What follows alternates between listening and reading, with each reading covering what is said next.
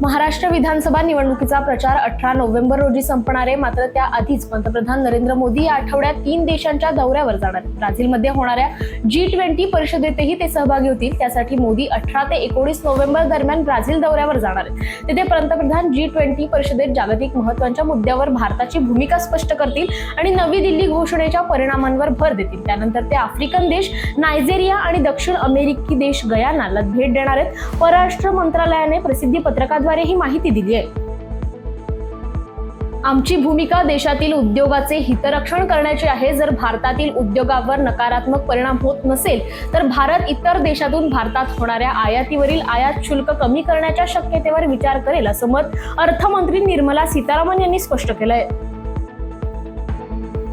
झारखंडमध्ये विधानसभा निवडणुकांच्या पहिल्या टप्प्यात 43 जागांसाठी आज बुधवारी निवडणुका होणार आहेत. तसेच 10 राज्यात 31 विधानसभा जागांसह केरळमधील वायनाड लोकसभा मतदारसंघात बुधवारी पोटनिवडणुका होणार आहेत. वायनाडमध्ये काँग्रेस नेत्या प्रियंका गांधी निवडणूक रिंगणात आहेत. सिक्कीममधील विधानसभेच्या 2 जागांवर 30 ऑक्टोबरला सिक्कीम क्रांतिकारी मोर्चाच्या 2 उमेदवारांची बिनविरोध निवड झाली होती.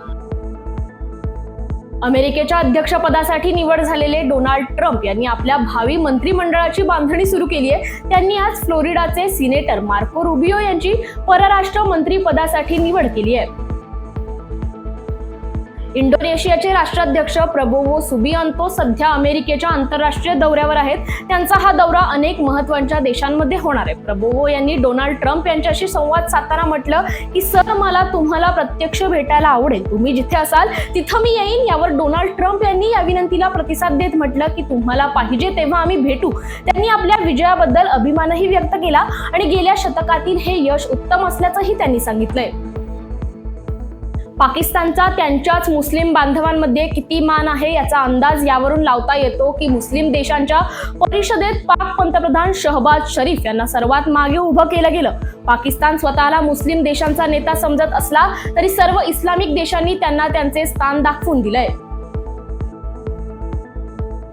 वक्फ सुधारित विधेयकाविरोधात दिल्लीत विरोधी लोकांची एक बैठक बोलावण्यात आली होती. यामध्ये राज्यसभेचे माजी खासदार मोहम्मद अदीब सहभागी झाले होते. यावेळी त्यांनी आमचे उपकार माना मोहम्मद अली जिना यांना मुस्लिमांनी नकार दिला नसता तर पाकिस्तानची सीमा लखनौ पर्यंत असली असती, असं वादग्रस्त वक्तव्य त्यांनी केलंय. संरक्षण संशोधन विकास संस्था अर्थात DRDOने मंगळवारी ओडिशाच्या चांदीपूर येथील एकात्मिक चाचणी केंद्रावर फिरत्या प्रक्षेपकातून दीर्घ पल्ल्याच्या जमिनीवर मारा करणाऱ्या क्रूझ क्षेपणास्त्राची पहिली यशस्वी उड्डाण चाचणी घेतली. चाचणी दरम्यान सर्व उपप्रणालींनी अपेक्षेनुसार कामगिरी केली आणि प्राथमिक उद्दिष्टे पूर्ण केली आहेत. पूर्व लडाखमधील भारत चीन सीमेवर भारतीय लष्कराकडून गस्त घालण्याची पहिली फेरी पूर्ण झाली आहे. डेमचोक आणि डेमसांग भागात 1 नोव्हेंबर पासून पेट्रोलिंग सुरू झाली आहे. दोन्ही भागात एकदा भारतीय सैनिक आणि एकदा चीनी सैनिक गस्त घालत आहेत. गस्तीसाठी मर्यादित सैनिकांची संख्या निश्चित करण्यात आली आहे. हा आकडा किती आहे याबाबत अद्याप माहिती समोर आलेली नाहीये. संरक्षण संशोधन आणि विकास संघटनेला आज मोठं यश मिळालंय. Long range land attack cruise क्षेपणास्त्राची प्रथमच मोबाईल प्रक्षेपकातून यशस्वी चाचणी घेण्यात आली. ओडिशाच्या चांदीपूर टेस्ट रेंजमधून ही चाचणी घेण्यात आली. क्रूझ क्षेपणास्त्र चाचणी दरम्यान सर्व उपयंत्रणांनी अपेक्षेप्रमाणे कामगिरी केली आणि क्षेपणास्त्राने आपली उद्दिष्ट साध्य करण्यात यश मिळवलंय.